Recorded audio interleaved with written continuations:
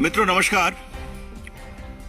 आज एक बहुत ही महत्वपूर्ण विषय पर आपसे चर्चा करना जरूरी है, इसलिए बहुत अर्जेंटली यह प्रेस बुलाई गई।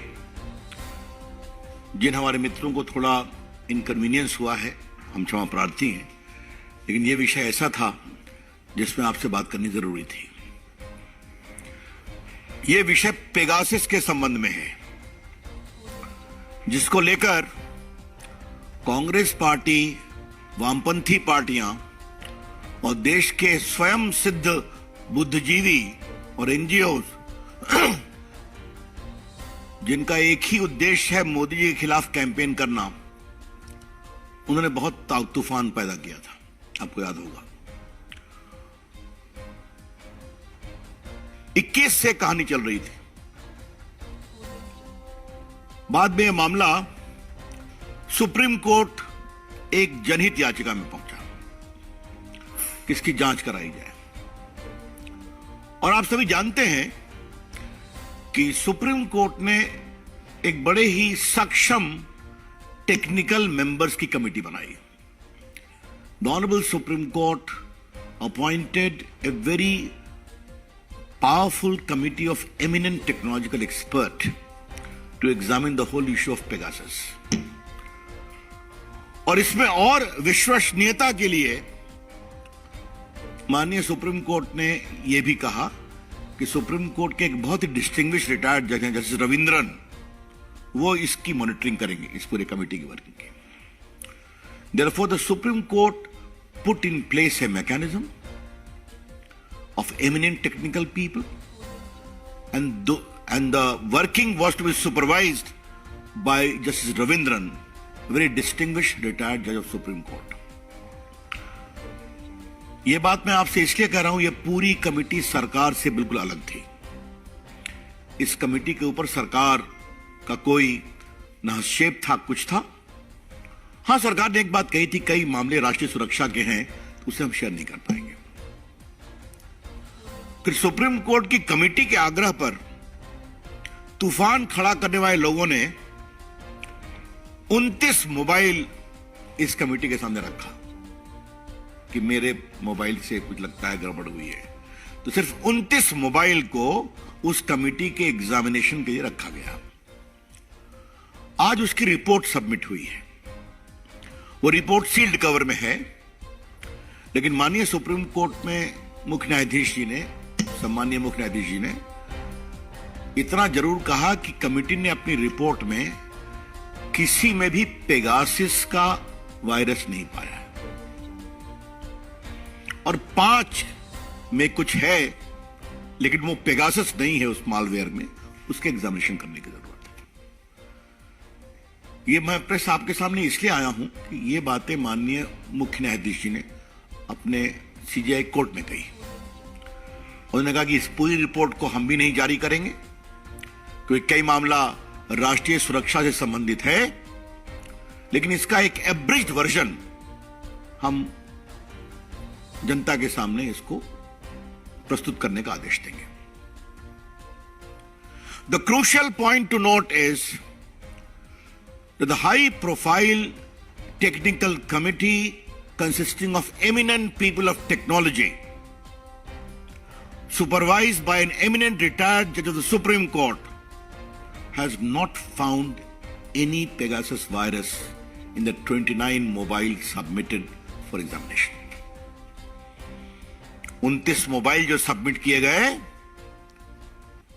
उसमें किसी में पेगासस नहीं पाया गया। 5 में एक मालवेयर है, उसकी वो जांच करने का आदेश है। अब देश के सामने बोलने का हमारा दिन है।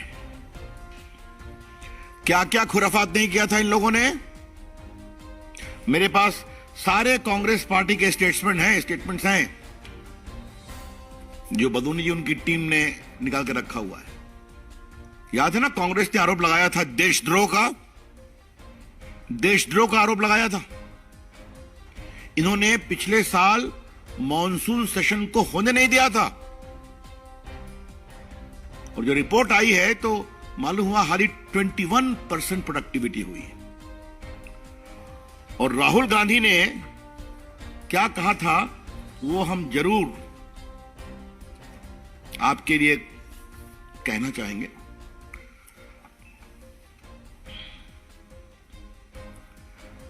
ये राहुल गांधी के पेगासस की हम टिप्पणी पढ़ रहे हैं आपके लिए।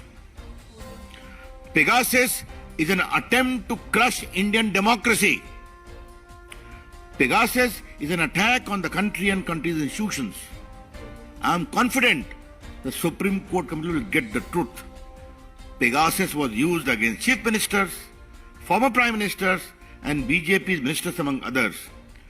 Was the prime minister and home minister getting the data obtained through use of Pegasus? ये राहुल गांधी का स्टेटमेंट है। और बाकी राहुल गांधी कई ऐसे शब्दों का प्रयोग करते हैं जिसको मैं अपनी मर्यादाओं के कारण रिपीट नहीं कर सकता। इतना कहा गया था उनके ऑफिशियल प्रेस कॉन्फ्रेंस में कि ये देशद्रोह का मामला है, राजद्रोह का मामला है।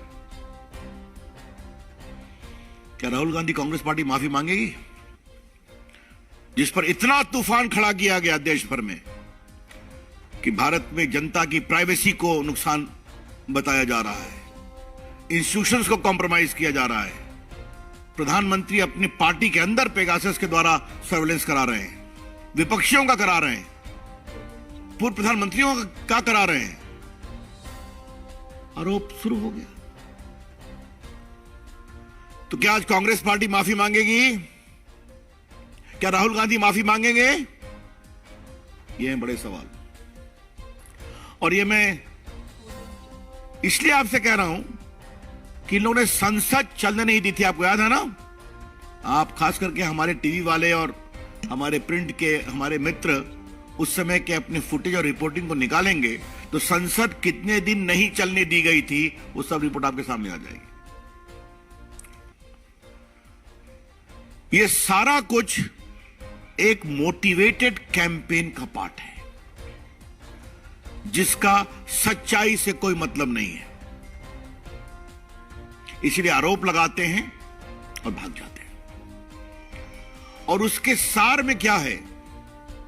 उसके सार में है कि मोदी जी को कमजोर करने, मोदी जी के खिलाफ अनर्गल बयान देते रहो। ये बात मैं आपसे इसलिए कह रहा हूं, याद करिए पेगासस पर तो दुनिया में चर्चा हो रही थी और कई देश जो इसका प्रयोग करते हैं उनका नाम नहीं आ रहा था, लेकिन भारत में इसका दुरुपयोग हो रहा है, यह चर्चा दुनिया में हो रही थी या दुनिया में करवाई जा रही थी। हिंदुस्तान में 3-4 मीडिया के मीडियम्स ने, मैं किसी का नाम नहीं लूंगा, प्रिंट एंड इलेक्ट्रॉनिक्स बोथ, क्या कैंपेन किया था? The BJP is entitled to respectfully ask the leading newspapers or journals or digital mediums who's unleashed a sustained, motivated campaign against Prime Minister in particular and his government in general. This government survives on snooping, on spying. क्या-क्या शब्दों का प्रयोग किया गया था। लेकिन Congress party और राहुल गांधी ये नहीं समझते हैं कि झूठ का सहारा लेकर वो अपनी पार्टी को विस्तार करने की कोशिश करते हैं, लेकिन झूठ का भंडा फूट जाता है तो पार्टी और सिकुड़ जाती है। The problem of Rahul Gandhi and his party and his associates in the NGOs that they have so much animus against our popular Prime Minister Narendra Modi ji and his government that they resort to falsehood to expand their party, and the moment the falsehood explodes, the party shrinks further. Rahul Gandhi, Congress party, Sonia ji, दो चीज का आप ध्यान रखें, बड़ी विनम्रता से कह रहा हूं, लोकतंत्र लोकलाज से चलता है। Democracy shines and prospers on certain well-defined norms of public life. तो झूठ की खेती बहुत दिन नहीं चलती। आज ये मैं इसलिए कह रहा हूं, पेगासस, उसके पहले राफेल, उसके पहले जो दिल्ली में पार्लियामेंट बन रही है और सारा जो विस्तास बन रहे हैं, उसको लेकर क्या कैंपेन किया गया, क्या छोड़ा गया, कैसे शब्दों का प्रयोग किया गया। और एक चीज आप देखिए, झूठ का सहारा लेकर आरोप लगाना और फिर पीआईएल की छतरी में कोर्ट पहुंच जाना, यह तो माननीय उच्च न्यायालय ने स्वयं ऑर्डर किया है, लेकिन वो भी एक पीआईएल के ऊपर किया।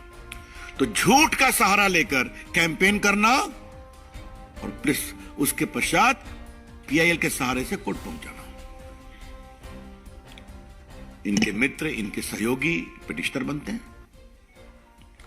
और उसके बाद चाहे वो राफेल हो, चाहे वो सेंट्रल विस्टा हो, चाहे आज का पेगासिस हो, हर को सुप्रीम कोर्ट ने रिजेक्ट किया और बाकी कोर्ट ने रिजेक्ट किया। आज हमें एक बात और कहनी है, मेरी बात हम बहुत विनम्रता से कह रहे हैं, कांग्रेस पार्टी स्पाइंग पर हमें नसीहत न दे। आज मुझे पीड़ा से बोलना पड़ रहा है, जब देश के योग्य राष्ट्रपति स्वर्गीय प्रणब बाबू देश के वित्त मंत्री थे तो उनके दफ्तर पर किसने बगिंग की थी, याद है कांग्रेस पार्टी? उसको च्युइंगम गेट कहा जाता था, याद होगा अनिल।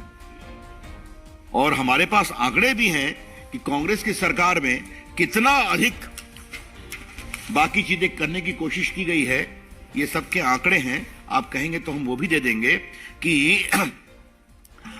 13 तक सैकड़ों चीजें जिस तरह से की हैं।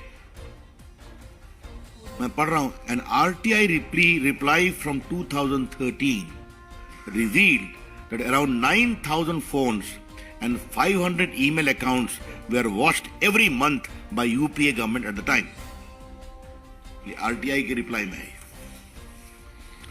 कांग्रेस पार्टी 9,000 फोन और 500 मेल अकाउंट को एवरी मंथ वॉच करती थी, तो हमें ज्ञान न दें। और एक बात हमें कांग्रेस पार्टी को और कहना है, ये लोकतंत्र है, मैदान में आ जाइए, जनता ईमानदारी से वोट देती है, लेकिन प्रायोजित कैंपेन, झूठा कैंपेन, प्रायोजित पीआईएल और हर का डिसमिसल,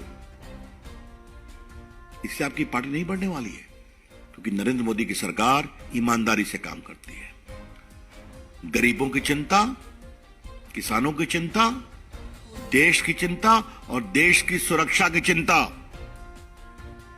आज बीजेपी की ओर से हम बहुत विनम्रता से ये कहना चाहेंगे, कांग्रेस पार्टी हो या एनजीओ हो, जो उनसे बहुत नजदीकी महसूस करते हैं, या फिर लेफ्टिस्ट हो, आप कुछ भी करिए, नरेंद्र मोदी जी की सरकार देश की सुरक्षा पर कोई कॉम्प्रोमाइज नहीं करेगी।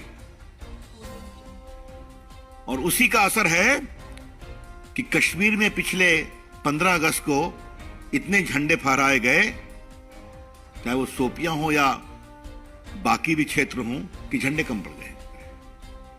हम देशभक्ति का सौदा नहीं करते, देशभक्ति हमारी प्रतिबद्धता है, भारत की सुरक्षा हमारा कमिटमेंट है, and there shall be no compromise on that. तो मित्रों, मुझे अपनी ओर से इतना ही कहना था कि पेगासस का विषय गंभीर था, इसलिए हमने आपको रख दिया। I am open to any question now.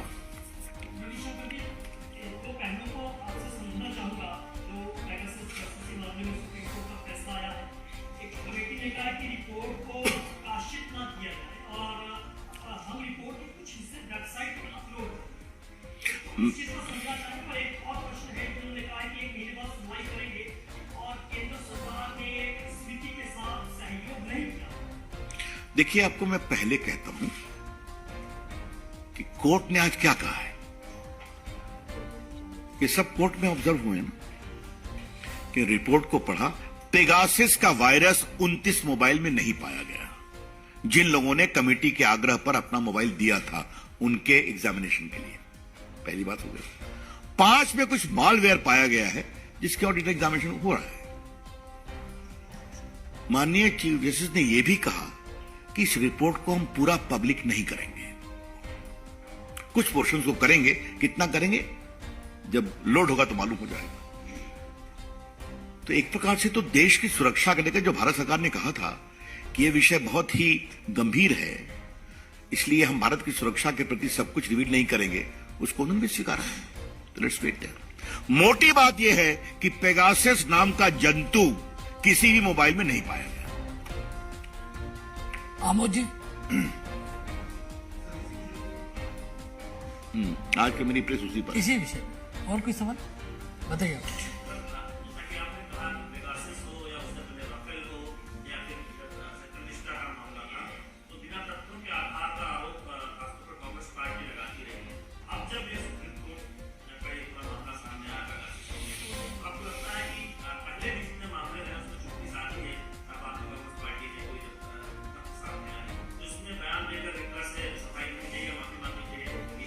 नहीं, ये तो हमने कह दिया ना, लेकिन जनाब माफ करें, माफी मांगना राहुल गांधी की फितरत में नहीं है। मैं बात बहुत जिम्मेवारी से कह रहा हूं। याद है आपको, मैं उस शब्द को दोहरा नहीं सकता। 19 के चुनाव में चौकीदार नाम लेकर क्या प्रचार किया गया था देश भर में, लगवाए थे नारा, हम लोग को और बहुमत मिल गया, जनता ने आशीर्वाद दिया, और राफेल की कहानी सुप्रीम कोर्ट डिसमिस कर दिया। क्या उन्होंने कभी सॉरी कहा? तो वही फिर रिपीट करूंगा, कांग्रेस पार्टी, हमारे बाकी उनके मित्र, हमें हराना है तो भैया चुनाव में हरा दो ना, हरा दो हमें। लेकिन चुनाव में हारते रहे हो, आगे भी हारोगे। मोदी जी की लोकप्रियता दुनिया में और बढ़ रही है, और इस तरह के झूठे आरोप लगाकर और कोर्ट का सहारा मोटिवेटेड पीएल के द्वारा करने के कारण आपकी पार्टी बढ़ेगी। और एक बात हम और कहेंगे, जो ऐसे न्यूज़पेपर्स, जर्नल्स, डिजिटल प्लेटफॉर्म ने जो सस्टेन कैंपेन चलाया, वो भी कुछ पुनर्विचार करेंगे अपने बारे में, इंट्रोस्पेक्शन करेंगे। रविंदर जी,